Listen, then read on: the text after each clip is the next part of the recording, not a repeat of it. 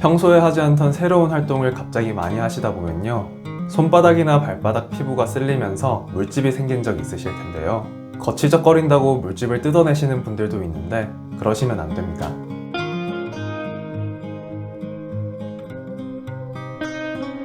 안녕하세요. 피부과 전문의 김도엽입니다. 압력이나 마찰을 받는 부위에 생기는 물집을 마찰수포라고 부릅니다. 물집이 생기면 아프고 신경이 쓰여서 불편하기도 하고요. 물집이 터지게 되면 그 틈새로 감염이 일어나서 연조직염 같은 질환이 생길 수도 있습니다. 익숙하지 않은 일을 새로 시작하는 시기에 잘 생기기 때문에요.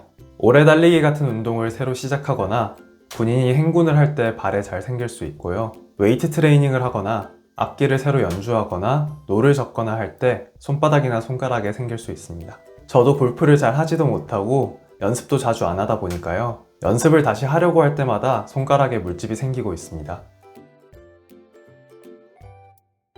피부에 강한 마찰력이 수평으로 계속 가해지다 보면요. 표피 중간 부분이 세포들끼리 붙어있는 힘이 상대적으로 약한 부분인데요. 이 부분이 마찰력을 버티지 못하고 트어지게 됩니다. 그러면 갈라진 틈새가 생길 텐데요. 그 사이로 조직액이 들어차게 되면서 물집이 튀어나오게 됩니다. 보통은 투명하게 보이지만 피가 섞이면 검붉게 보이기도 하고요. 손바닥이나 발바닥이 마찰수포가 잘 생기는 부위입니다. 다른 부위보다 일상생활을 할 때 마찰력을 받을 일이 많기도 하고요.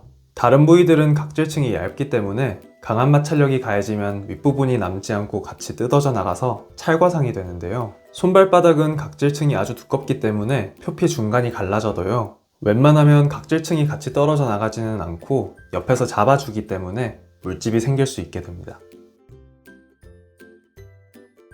피부가 세게 눌릴수록 마찰력이 커지게 됩니다. 그래서 발바닥 중에서도 압력이 심하게 걸리는 이 부위들에서 많이 생기게 되고요. 무거운 물건을 쥐고 하거나 활동이 격렬할수록 더 잘 생기게 됩니다. 그리고 온도가 높아지거나 피부가 습해질 때도 마찰수포가 더 잘 생깁니다. 피부가 말라 있을 때는 각질이 가루처럼 윤활작용을 하기 때문에 마찰력이 줄어드는데요. 피부가 습할 때는 물의 표면 장력 때문에 각질 가루가 피부에 붙어 있게 되면서 마찰력이 커지기 때문입니다. 신발이 잘 안 맞을 때도 물집이 쉽게 생기게 됩니다.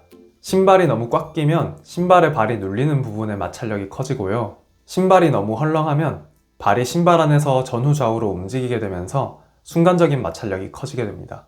이렇다 보니까 군대에서 행군을 할 때 발바닥에 생기는 사람들이 정말 많습니다. 무거운 물건을 쥐고 오랫동안 걸어 다니면서 군화 안이 뜨겁고 습해지기도 하고 군화 자체도 딱딱하니까요.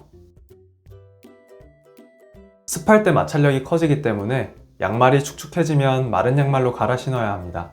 폴리에스터나 아크릴 소재의 양말이 수분을 발 바깥쪽으로 빨리 배출하고 마찰도 적기 때문에 면 양말보다 좋고요. 양말이 두꺼울수록 압박도 덜어주고 땀도 많이 흡수해주기 때문에 좋습니다. 신발이나 깔창도 발에 잘 맞는 것을 사용하셔야 되고요. 그리고 원래 달리기를 꾸준히 하던 사람은 행군을 하더라도 남들보다 물집이 덜 생기는데요. 이건 피부가 약한 강도의 마찰에 반복해서 노출이 되면요. 표피세포가 빨리 증식해서 표피가 두꺼워지고 세포들이 더 단단히 뭉쳐있게 되면서 마찰이 강해지기 때문입니다. 그래서 물집이 생기지 않을 정도로 미리 조금씩 단련해 두시면 마찰수포가 덜 생기게 됩니다. 물집이 자주 생기는 부위에 미리 붙여두는 몰스킨 같은 제품들도 있습니다. 마찰력이 피부에 바로 전달되지 않게 보호해주는 역할을 하는 겁니다. 핸드크림이나 바세린 같이 보습제를 바르시는 분들도 있는데요. 보습제를 바른 직후에는 미끄러워져서 마찰이 줄기는 합니다.